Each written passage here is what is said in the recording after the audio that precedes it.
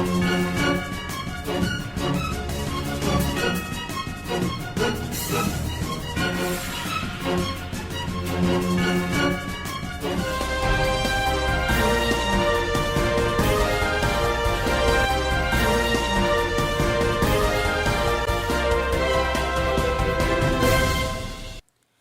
का पहला solar airport.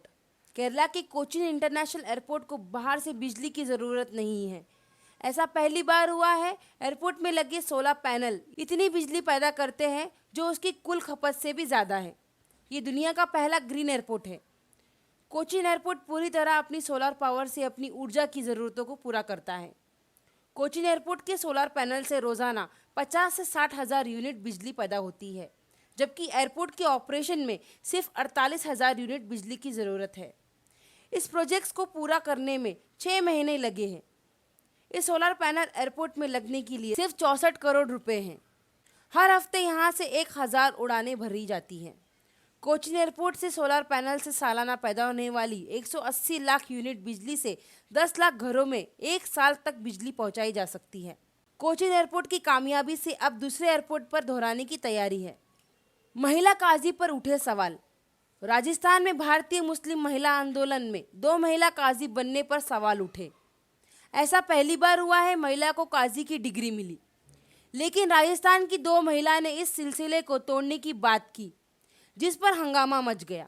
Jaipur के शहरी काजी खालिद उस्मानी ने कहा है कि किसी भी धर्म में महिला काजी नहीं बनी है और कोई भी इस प्रकार का काम नहीं करते, और उन्होंने ये भी कहा है कि मैं नहीं मानता, इस बात की कोई वैल्यू नहीं है।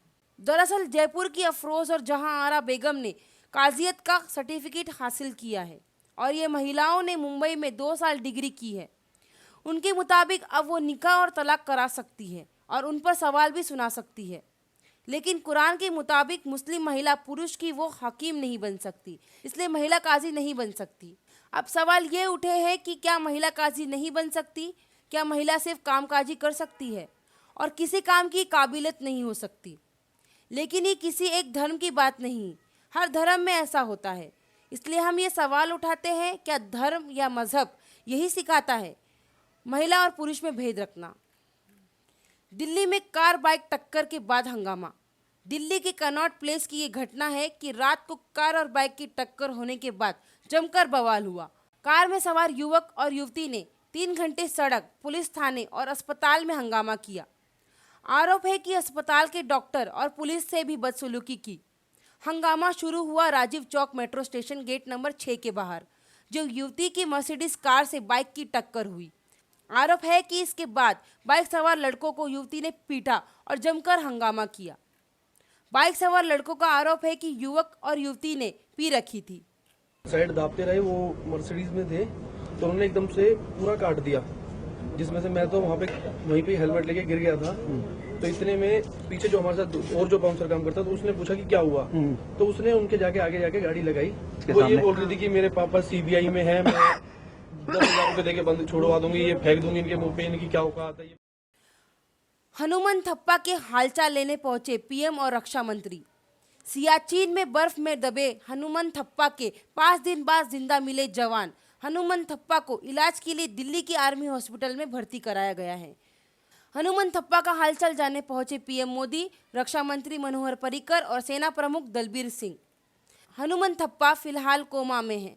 उनके लिए 24 से 48 घंटे बेहद अहम हैं और हनुमान थप्पा जिंदा होने पर उसके परिवार वालों ने जश्न मनाया और उसकी पत्नी महादेवी ने मंदिर में भगवान से शुक्रिया किया और उसके परिवार वाले उसे मिलने दिल्ली आ रहे हैं।